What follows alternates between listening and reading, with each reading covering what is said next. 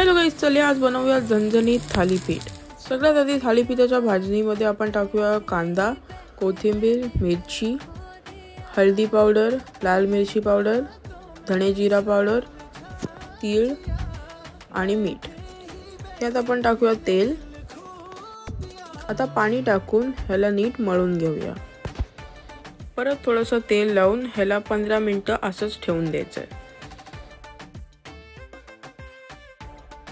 आता पोलपाटावरती रुमाल ठेवा आणि या प्रकारे थालीपीठ थापून घ्या।